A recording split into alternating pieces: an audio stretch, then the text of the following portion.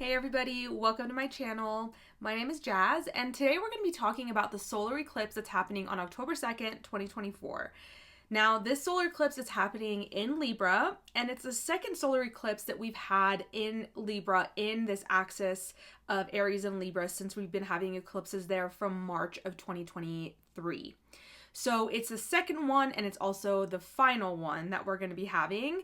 So the good news is that it's not completely new to us, what we're building towards. I guess you could say this is bad news, but I don't think it is.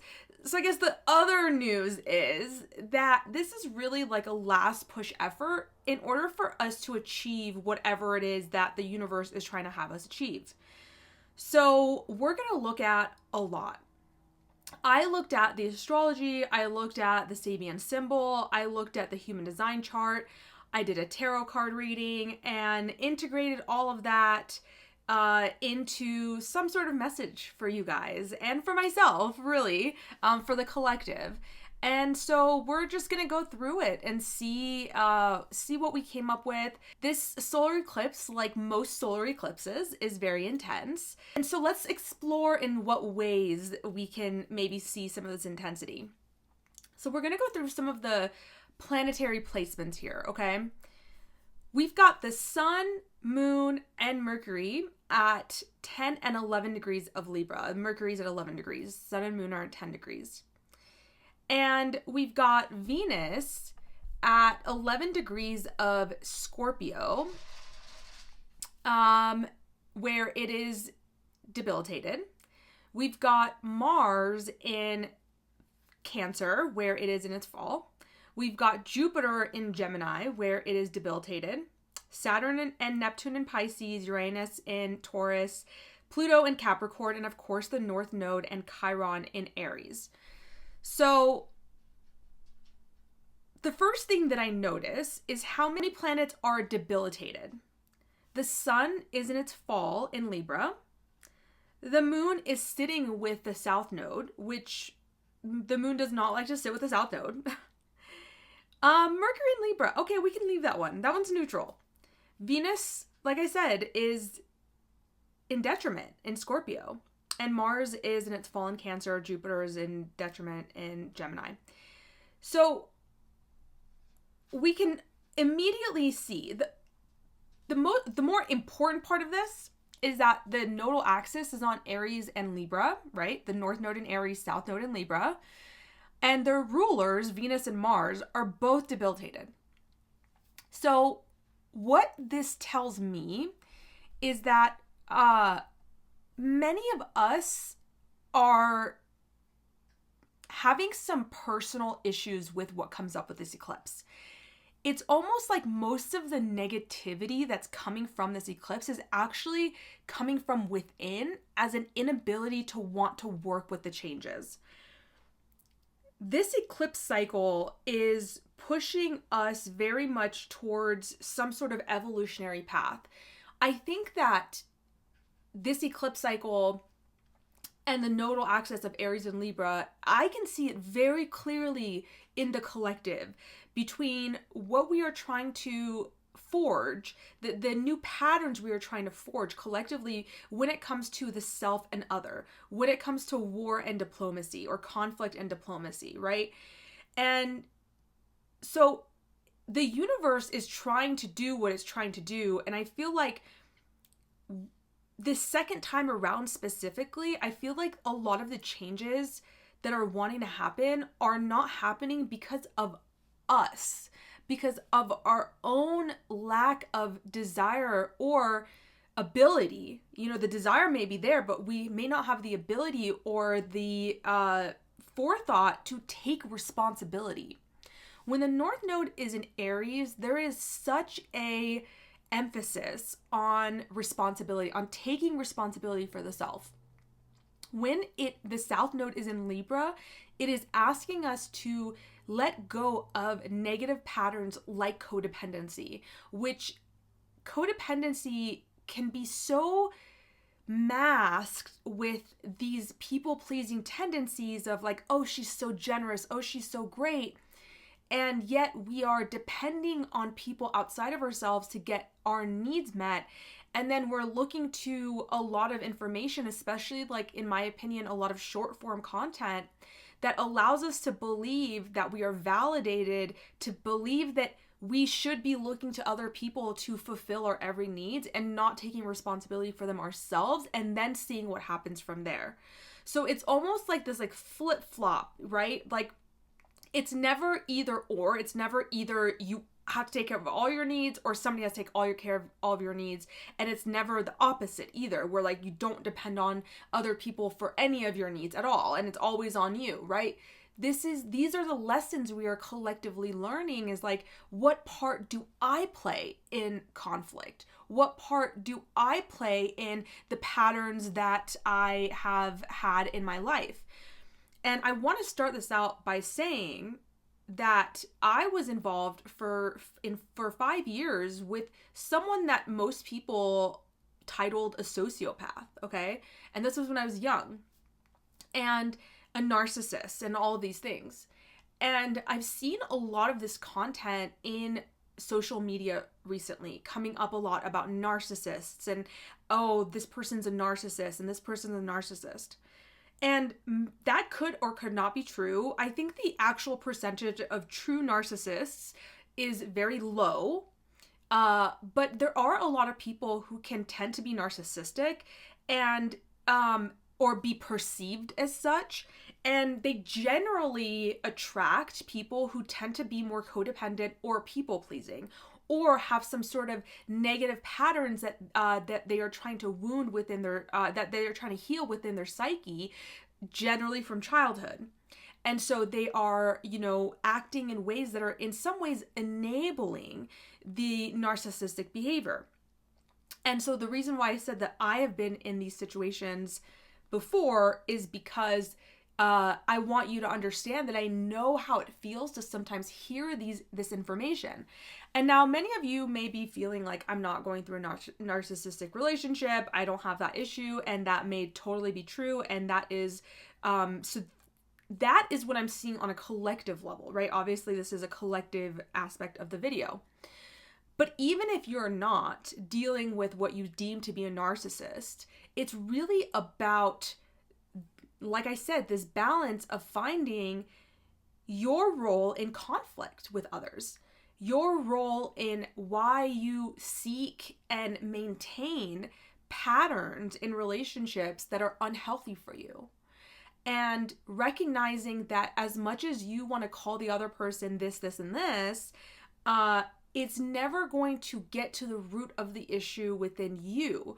And therefore, our unconscious, our subconscious is trying to work out these scenarios that we have deeply embedded in our psyche and in our emotional body, is trying to complete some sort of healing that was never done when you were growing up or in a previous relationship through other people. And like, obviously this is very subconscious. So we are not conscious that we are doing this, yet we may find ourselves finding ourselves in the same situations over and over again. And what I always told myself, because what ended up happening was I still, after this relationship, I went to therapy, I healed a lot of this stuff, but I was still attracting people that I could claim to be narcissists very easily. And so I had to take a really deep, hard look at myself and figure out, okay, this is not about blame, right? I'm not blaming myself. Blame and taking responsibility are such different things. And so, like, once again, what we are dealing with this North Node in Aries, South Node in Libra for the last year and a half is, I do not blame myself for getting in the situations that I'm in. I do not blame them either. I don't blame my parents, but I can see it for what it is and take responsibility where I can, because I recognize that the only way that anything changes in my life is if I change myself. If I change my perception, because nobody around me is going to change because I told them to. They're just not, okay? So that was quite a bit of a rant, but it also was really a lot of what I'm seeing, because the rulers of the nodes being debilitated, Venus being in Scorpio and causing or making us feel more controlling and demanding, Mars being in Cancer and making us kind of have these repressed frustrations, repressed anger, being irritable and on edge, and then maybe exploding or simmering. I have a video about Mars in Cancer. I'll link that down below. Make sure you check that out because it might be helpful for you to understand. Because Mars during this eclipse is actually squaring the sun and moon and Mercury in Libra, and also Chiron in Aries. So when Mars, let's just look at Mars square Chiron, right? Like that's kind of the energy that I'm feeling really strongly coming up when it comes to our relational patterns, and there are other things. But Mars square Chiron is pushing you to grow through facing your emotional wounding. Mars in Cancer square Chiron in Aries. What are the emotional feelings, the emotional woundings that have hurt your sense of self, that have hurt your sense of identity? And then it's also squaring all these planets that we have in Libra. So how is that affecting everything I just talked about with Mars square Chiron? It's affecting your relationships and urging you to grow, because Black Moon Lilith is sitting with the sun and moon exactly at 10 degrees of Libra. Black Moon Lilith is over it. She's done relating in this way. She cannot continue to relate in this way. She needs to break free from it.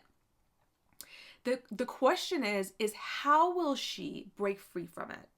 Will she break free from it in a way that is going to perpetuate the emotional woundings so that then she can go and attract, once again, the same situation? Or is she going to do something with integrity and take responsibility for her own parts, her own actions, so that she does not lose her power? Black Moon Lilith has a lot to do with power, but it's not the power that comes from struggle and imbalance.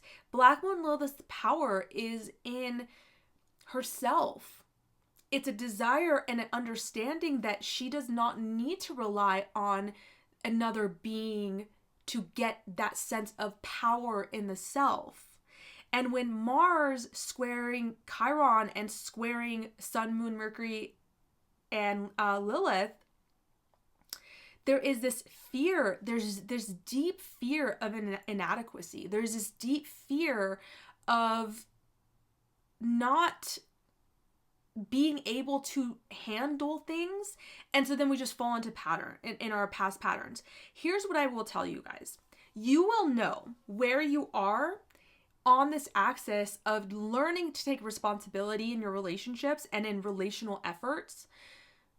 You will know where you are with this eclipse, because the first one that happened, the solar eclipse that happened in Libra, I believe it was 21 degrees of Libra on October 14th, 2023. I'll never forget that date because it was the day my dog died. She died like an hour before the eclipse, or even maybe less than that.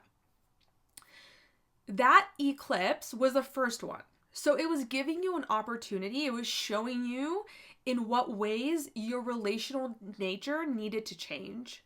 And through its own situations, right? That had its own chart. It had other transits that were going on. This being the second part of that, I don't think it's going to be as lenient. It's going to be as forgiving. And I don't mean that, obviously, if you come to my channel, you know I'm not a fear monger. I'm not like, no, I'm not that type of person. I like to be very down to earth, because that's just literally how I feel. I don't vacillate between like, oh my God, this is awful. Oh my God, this is great. I tend to just like look at it and see, what do I see? Like, and try to be objective and where I can, obviously.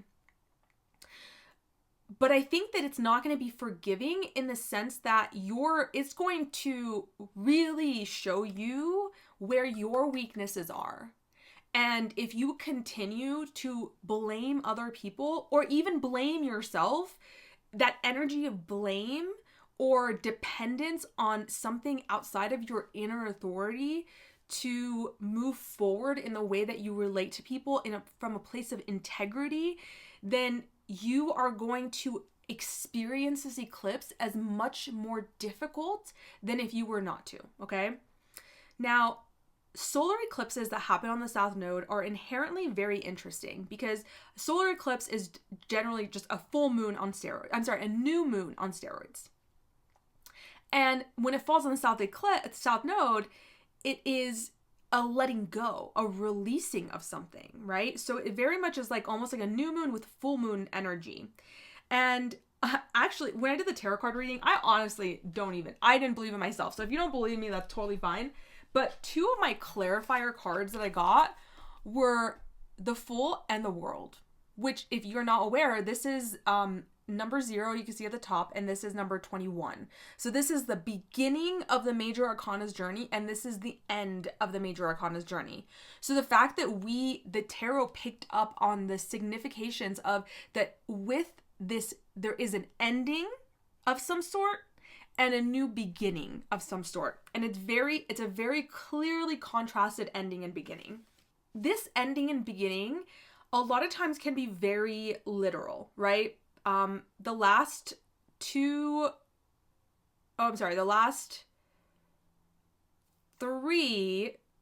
solar eclipses, it was April 19th, 2023, October 14th, 2023, and April 8th, 2024. Those were all solar eclipses. The first one in Aries, then in Libra, and then in Aries again. The first one, I got laid off. The second one, my dog died. The third one, my other dog died. So I laugh because otherwise I will cry, as anyone who's lost an animal will tell you. So it can be very literal in that sense, but it doesn't have to be, like we talk a lot about the endings and beginnings, and people take that like, okay, ending a job, starting a relationship, ending a relationship, starting a new job, ending a new job, moving here. And a lot of times, like I said, that is how it shows up as. But the thing is it doesn't have to show up that way. It doesn't have to be as stark as like I moments ago, I just said it's going to be very stark. But I mean, it doesn't have to be as literal. For example, if you're in a relationship, it doesn't mean you have to end the relationship. Maybe. But it means that this dynamic that's happening right now is no longer going to work, and there needs to be a new beginning in this relationship. There needs to be an ending of the one way and a beginning of a new way. So those are ways that we can think about it, right? Like if your job isn't working, it could be that yes, you need to leave the job, but it could also be that you need to have a conversation with somebody and say, this is no longer working for me, and these are the things I need in order for that to change. And if not, then we need to figure something else out. And I think on a collective level, like we are understanding how much difficulty we have around these conversations, around like, hey, like it's so much easier to go in with this Martian force. And I'm speaking from experience here, okay?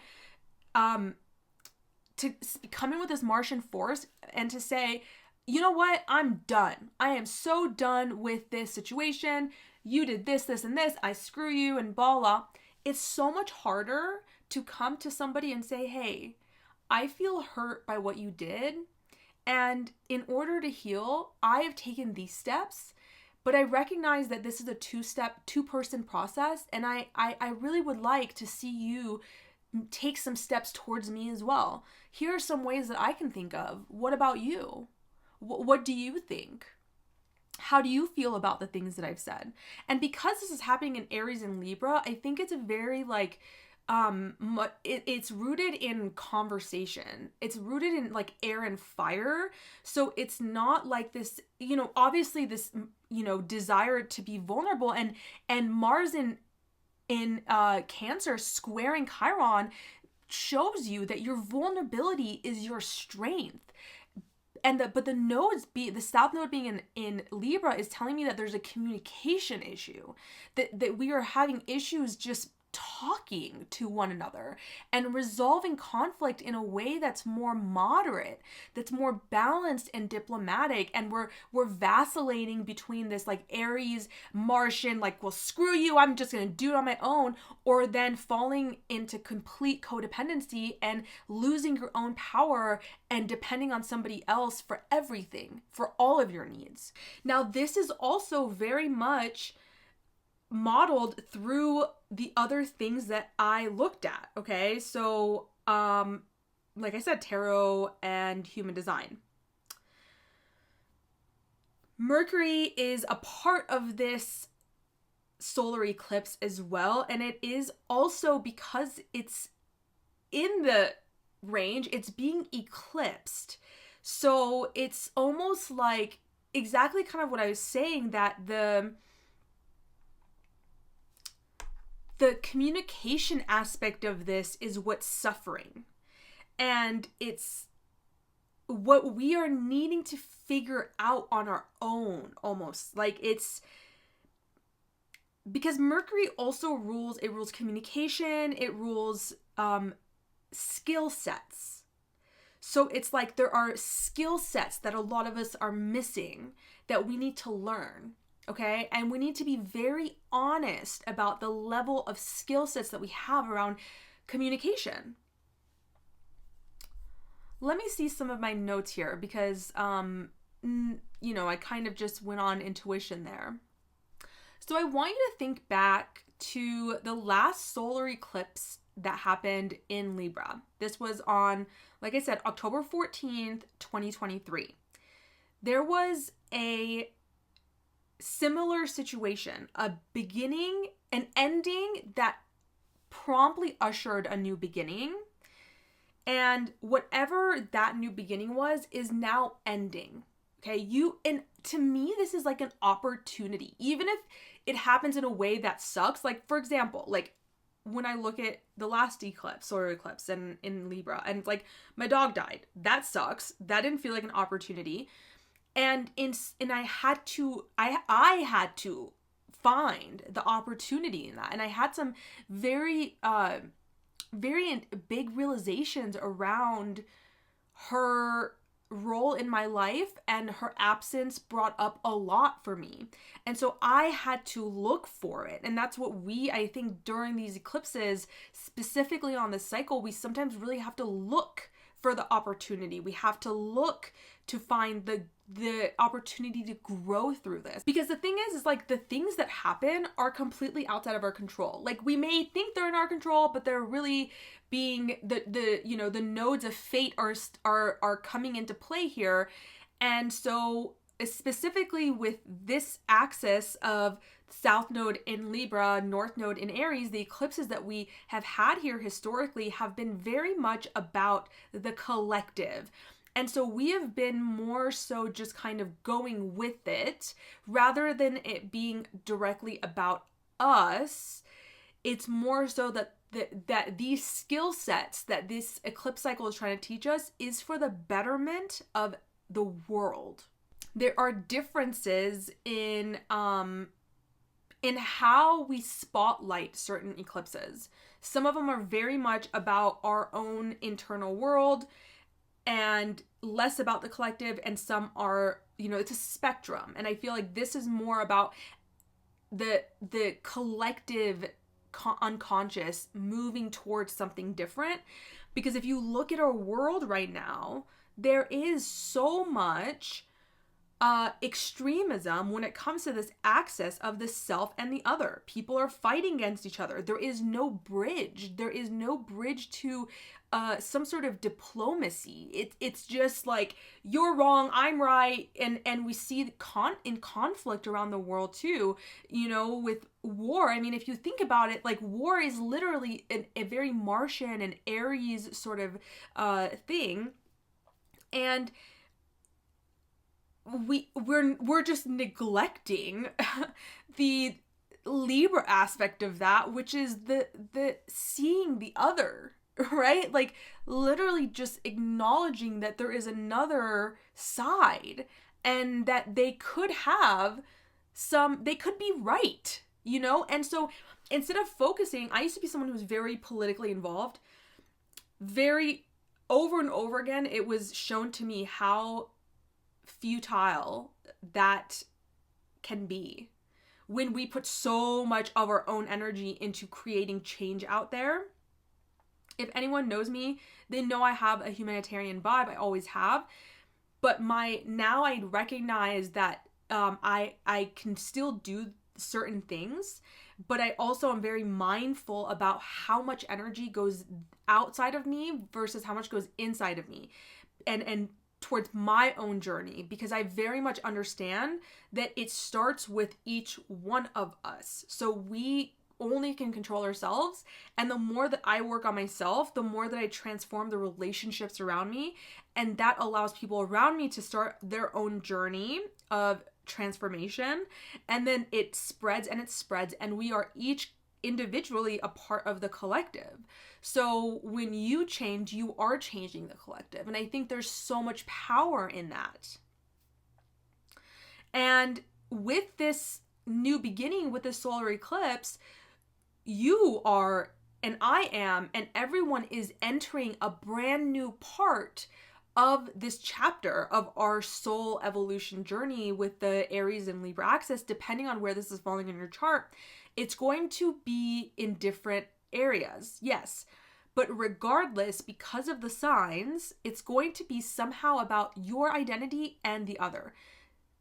Conflict and diplomacy. How you are in relationships, how the relationship is. And that's why I think solar eclipses are so potent, because the endings and beginnings are so immediate, right? And obviously, like, yes, eclipses can take up to 6 months to culminate, absolutely. Yet, we generally get a good sense with solar eclipses pretty soon about what's going on, what can no longer be tolerated, especially with the Black Moon Lilith in Libra with this eclipse, what can no longer be tolerated.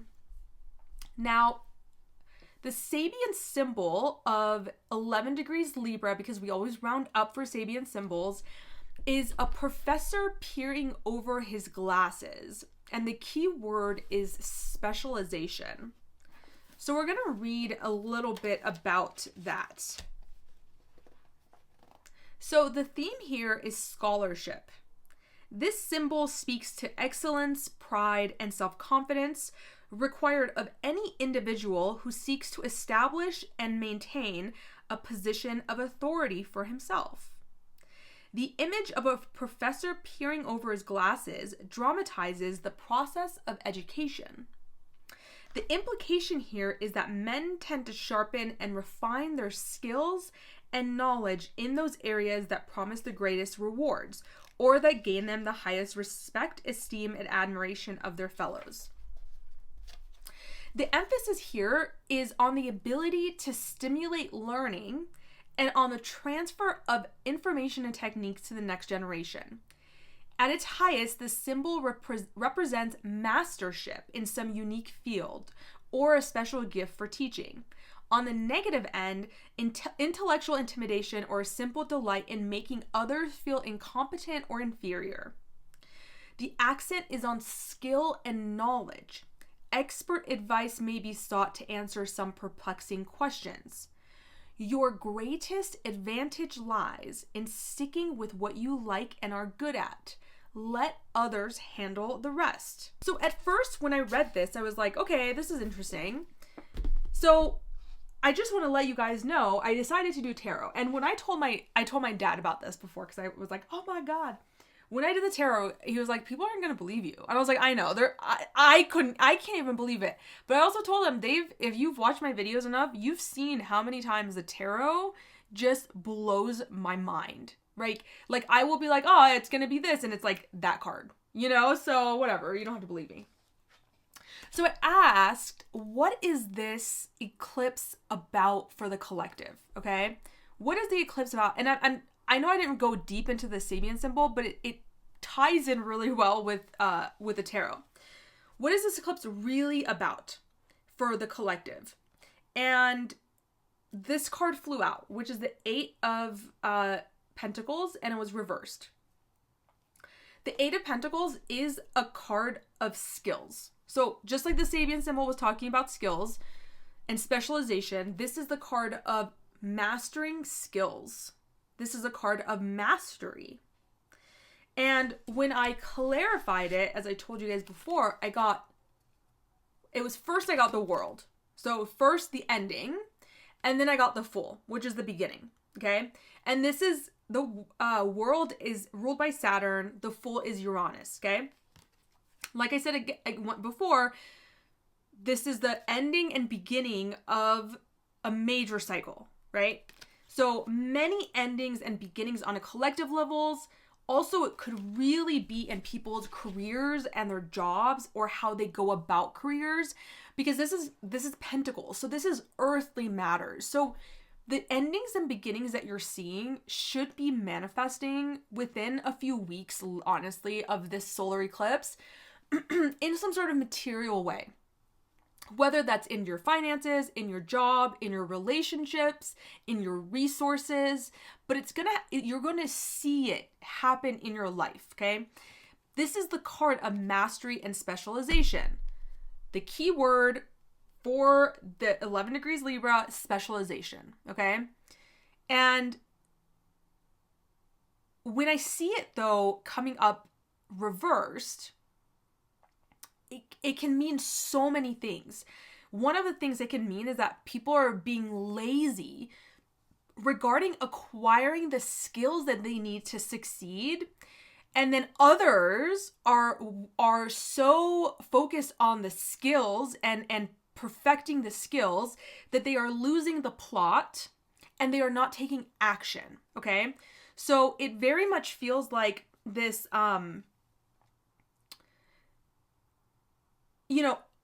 faith without work doesn't mean anything. Okay? And faith doesn't have to be in religious terms or even spiritual terms. Okay? If you want to have faith in your relationship, but if you want the relationship to look like something, if you want to have a vision about the relationship, but you're vibrating down here, you're vibrating like you're lashing out and you're angry all the time and you're not giving him grace and you're not you're not fulfilling your own needs, and then you're expecting the relationship to be up here. Well, we gotta do our own work.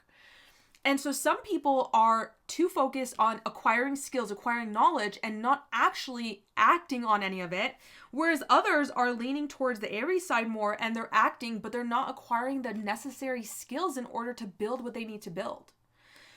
So on a collective level, we are seeing that this is really giving us such a beautiful, big opportunity to balance that. And only you know where you fall in that. And, when we do the all signs, we're going to talk about what area of your life this is being called upon for you. And like I said, because this is the second solar eclipse, it's like it might pack a little bit more punch now if you haven't been working towards that. Which, if you're here on my channel, I feel like most of you guys are in some ways working towards that, right? Aries, where the North Node is, rules the ego. And the Fool is ruled by Uranus, but because it's the beginning of the journey, it can also be associated with Aries in that way. Whereas the World is ruled by Saturn, which is actually exalted in Libra. So all this Libra energy is really asking us to have grace and bring beauty and harmony into first ourselves, into our own being, so that we can then extend it to another from a place of integrity and not from a place of codependence. And so it really begins with ourselves. And the ending and the beginning is asking us, how do we bring the two together? How do we bring this standing up for our needs, which is so necessary, standing up for ourselves, and then also diplomacy, love, beauty, harmony, and how do we bring those together in a way that's healthy for everybody involved? And when we get into that space, when we have done that work, then we can look objectively and say, you know what? I just don't think this is going to work. But when we move through the world in these situations where it's like, bruh, it's not working for me, you don't meet any of my needs, okay, bye, I'm not gonna do it. Or where like, this person doesn't meet any of my needs, but I'm gonna shut up because I gotta maintain harmony, I gotta maintain beauty, it's fine, everything's good, and it's not. Mars in Cancer squaring the North Node, Chiron in Aries, and also the South Node and all the planets in Libra, is gonna make it bubble up right now. If whichever end you're on, it's gonna make it bubble up to the point where you can't freaking do it anymore. Okay? And then that can feel very destructive. Like, Mars transits can be very destructive, especially when they're in a hard aspect, like a square. So you can choose to just kind of fall into that destruction, or you can choose to look at what's bubbling up and say, I want to take constructive action towards this. How do we build from this? Even if that building requires a falling down, requires a destruction of some sort. Like I mentioned earlier, Venus is the ruler of this eclipse, and obviously the North Node, also Mars, is ruling that, and they're both, like I said, debilitated. Venus is in detriment. So we're gonna find this task of this balance way more difficult than we would like. It sounds so beautiful in theory, right? I just, actually, let me grab it because it's so beautiful. I just read that.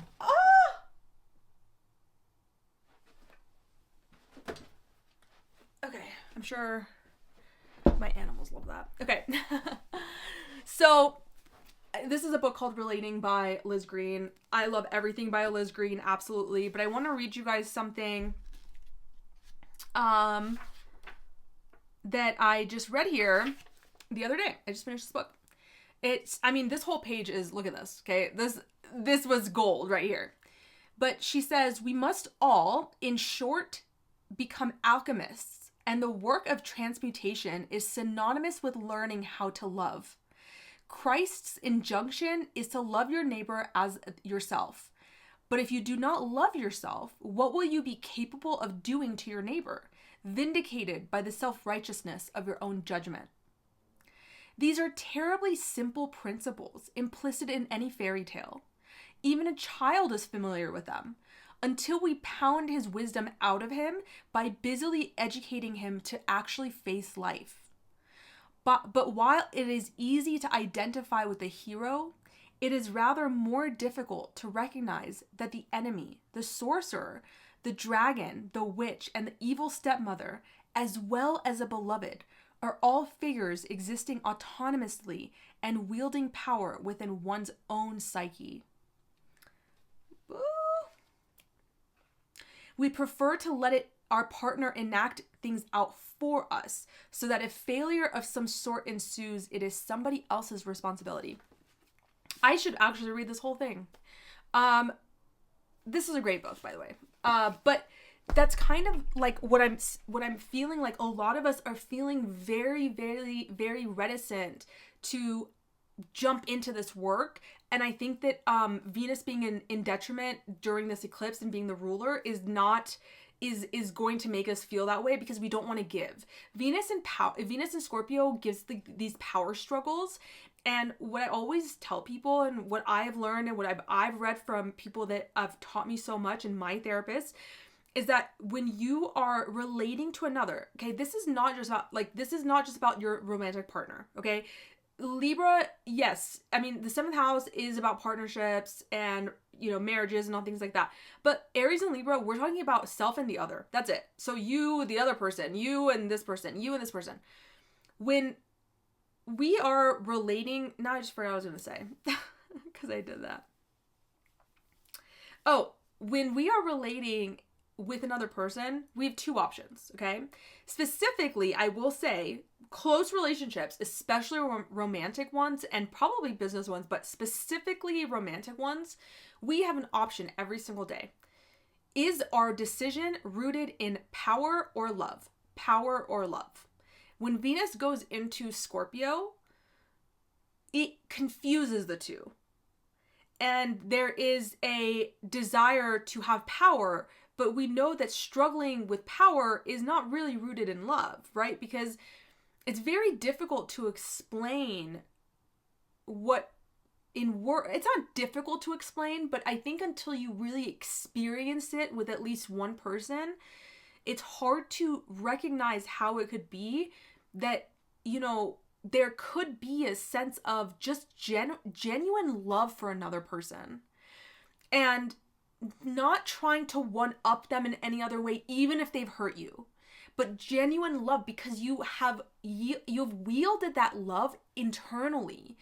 And so in that, you have seen the humanity in yourself and you know, Liz Green says, all of these things that are churning within you, all these shadows that are churning within you as well.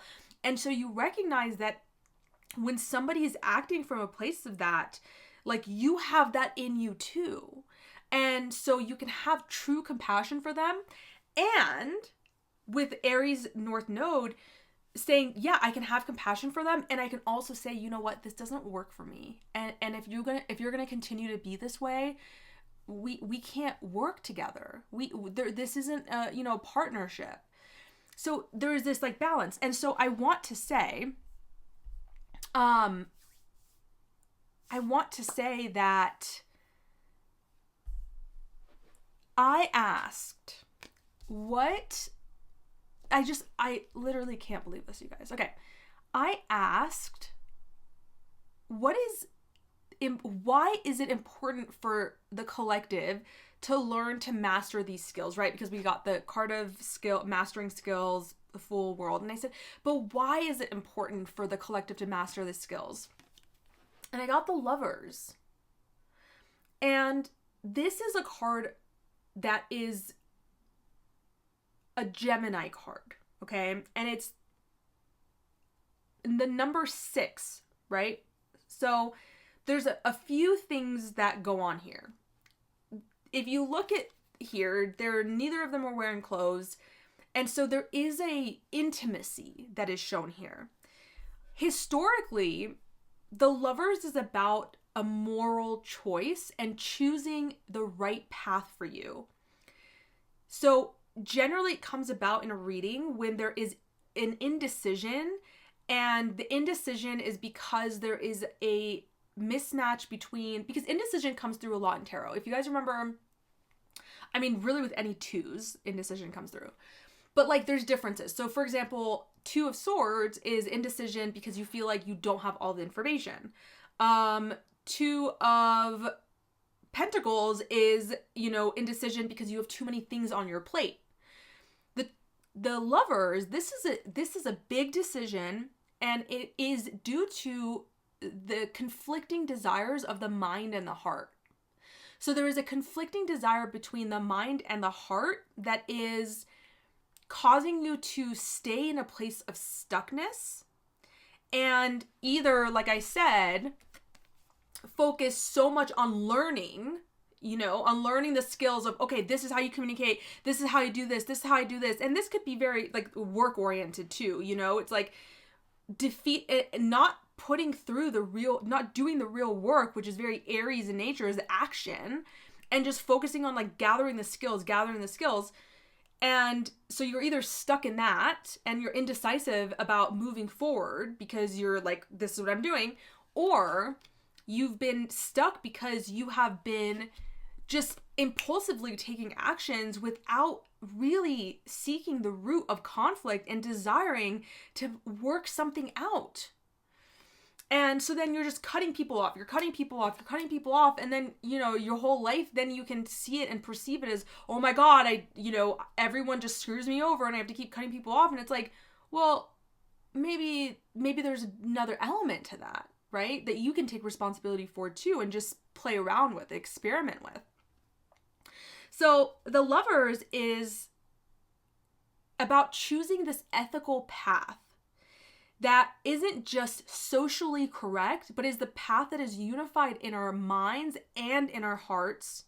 But for whatever reason, most likely some sort of socially conditioned reason, and probably out of fear of rejection, honestly, you know, this is very much Chiron in Aries can bring up woundings of feeling like if I am myself, I will be rejected by the other. So most likely it's like we know that there's this ethical path, this moral path, this righteous path that we want to take, that we haven't taken because we fear rejection so deeply. It's so deep within us. And so these are, when we deal with harsh Chiron aspects with Mars squaring it, it's bringing up this like very deeply rooted fear of rejection. And so because of all of this, we've decided to not choose the right path, but we've decided to stay comfortable. We have decided to stay comfortable in whatever relational patterns we've had. And the collective energy is saying no more. It does not want this for us. It wants us to push forward towards this path, the path that we know is correct. And obviously we're all going to do that in different ways because we have to go within to find, what does this mean for me? The human design chart, when I looked at this, corroborates all of this, which is crazy because the sun and moon and Mercury are in gate 48, which is the gate of depth. And yet the other side of the gate of depth is gate 16, which is the gate of skills. So this is often called the channel of mastery or the channel of the wavelength. And it's being made full right now because our unconscious Jupiter is in the 16. So if you don't know what that means, that's fine. Just know that the full channel, the 1648 channel, the channel of mastery or the channel of wavelength, is being highlighted during this eclipse. And it's very much, and gate 16, like I said, is a gate of skills. Gate of skills, mastering skills, channel of mastery. Specialization for the Sabian symbol. So like, this is what I'm saying. It just keeps coming up again and again. So gate 16 requires repetition and identification with the skills at first to gain mastery over their talents and skills. And what gate 48 does, which is where the sun, moon, south node, Mercury is, it brings the depth of wisdom to dive into these skills and use them to actually solve problems. So together, this channel encourages you to pursue depth and mastery to solve problems and doing what you love, not from the energy of inadequacy. One of the shadows of this channel is actually fear of inadequacy, which is also what can come up with Mars square Chiron. So once again, just corroborating that again. So you're not pursuing depth and mastery from a place of lack or that a fear that you're not enough. Instead, doing it from a path knowing that there's a unification between the mind and the heart. And what I think, like, once again, it's like, okay, so we talk about these skills and mastering talents and mastering and pursuing depth and mastery. What this also can call to is something that came up in the Sabian symbol, is that like we have to get really real about where our skills are regarding what we are trying to accomplish. So most on a collective level, this is going to be for relating, right? So if we do not have the tools, like I said, you may be falling on like one end of the spectrum here, right? And we've talked about that multiple times. If you do not have the tools to relate in a way that you want to relate in, if you make the choice, the lovers, yes, I want to be this way. I want to relate to other people in a way that's more healthy and whole. I want to take responsibility. I don't know how to start. The Sabian symbol being specialization and saying, recognizing, yeah, expert advice may be sought to answer some perplexing questions. And that, you know, this is talking about establishing and maintaining a position of authority for himself. And also, it says that your greatest advantage lies in sticking with what you like and what you are good at, and let others handle the rest. So once again, like, this is relationally understand. You can understand this relationally, in that you may not have the tools necessary to do what you need to do, right? You may not know how to get into a state that you want to be in. Seek help. Recognizing this is about, like, this is very much like the ego, right? The identity. Chiron and Aries, North Node in Aries, Mars squaring the Chiron. It's like, we fear that if we ask for help, or if we look and we actually try to learn, or we seek somebody else's expertise, that there is some sort of wounding to the ego. And that's just not true. We all need support, right? Like the other side of Libra, we all need support. And what you are really good at, if you fall on this impulsive streak, is taking action. And you can recognize that you're so good at taking action, but you lack the diplomatic skills, the desire to talk about things and to really reach a solution that is equally profitable for both sides to some degree. And for others of you who are on the Libran side, where you're either really good at knowing how to theoretically speak to people and have these conversations, but then you're stuck in this like codependent, or like everything's fine, everything's good, but you are the one who people come to all the time because you have all the knowledge, but then your own relationships don't look good because you are not acting on the knowledge, then you maybe need to reach out to somebody who can teach you or help you in action, right? And knowing that doesn't mean that you're not good enough or that you don't know enough, right? Like, don't take that as a blow to the ego that, oh, well, you know, I shouldn't need to have help in action because I know what to do. But there's a bridge that needs to be, there's a gap that needs to be bridged between like theory and action, or action and theory for some.